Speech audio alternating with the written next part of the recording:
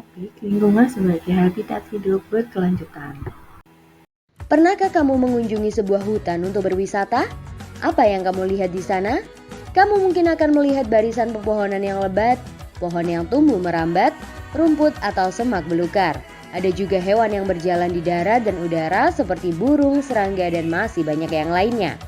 Bukan hanya itu, di hutan juga pasti ada tanah, udara, air, dan cahaya matahari. Semua itu adalah bagian dari ekosistem hutan. Apa sih ekosistem itu? Pengertian lingkungan, ekosistem, etika lingkungan. Lingkungan hidup adalah suatu ruang yang ditempati oleh makhluk hidup bersama dengan benda hidup dan tak hidup lainnya. Sedangkan ekosistem adalah suatu sistem ekologi yang terbentuk oleh hubungan timbal balik antara makhluk hidup dengan lingkungannya. Di dalam ekosistem terdapat etika ekosistem. Agar ekosistem tersebut terjaga keberlanjutan, diperlukan etika lingkungan. Etika tersebut merupakan nilai-nilai keseimbangan dalam kehidupan manusia dalam interaksi terhadap lingkungan yang terdiri atas aspek abiotik, biotik, dan budaya. Etika lingkungan juga diartikan berbagai prinsip moral yang umum yang merupakan petunjuk atau panduan berbasis etis manusia dalam menyelesaikan kelanjutan moral lingkungan. Komponen biotik adalah manusia, hewan, tumbuhan, dan berbagai mikroorganisme yang tidak terlihat.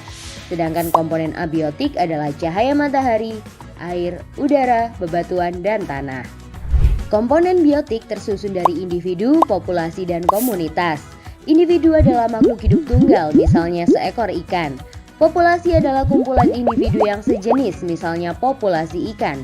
Komunitas adalah kumpulan populasi yang hidup di suatu tempat, misalnya dalam suatu kolam terdapat populasi ikan, populasi teratai, dan populasi ganggang.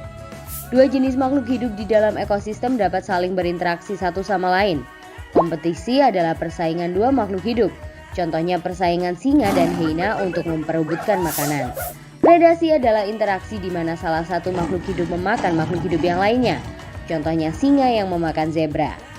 Simbiosis mutualisme adalah interaksi yang saling menguntungkan. Contohnya interaksi bunga dan lebah. Bunga untung karena dibantu penyerbukannya, sedangkan lebah untung karena mendapatkan madu dari bunga.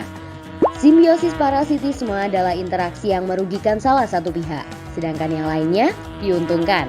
Contohnya interaksi benalu dan pohon mangga. Benalu untung karena mendapatkan makanan dari pohon, sebaliknya pohon mangga rugi karena makanan diambil benalu. Simbiosis komensalisme adalah interaksi yang menguntungkan satu pihak, sedangkan pihak lain tidak diuntungkan ataupun dirugikan. Contohnya interaksi anggrek dan pohon.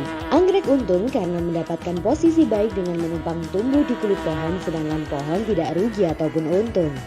Interaksi makan dan dimakan. Rumput adalah produsen karena dapat membuat makanannya sendiri melalui fotosintesis. Rumput dimakan oleh belalang. Belalang adalah konsumen satu atau primer. Belalang dimakan oleh katak. Katak adalah konsumen dua atau sekunder.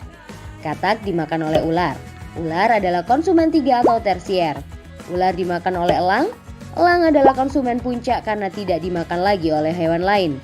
Terakhir, sisa tumbuhan dan hewan yang mati akan diuraikan oleh pengurai atau dekomposer seperti bakteri, cacing, atau jamur.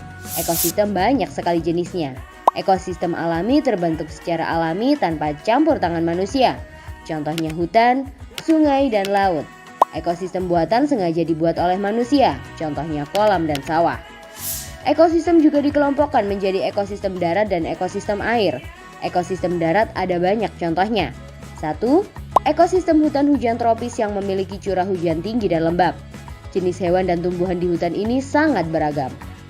2. Ekosistem sabana, yaitu rumput yang diselingi dengan pohon palem.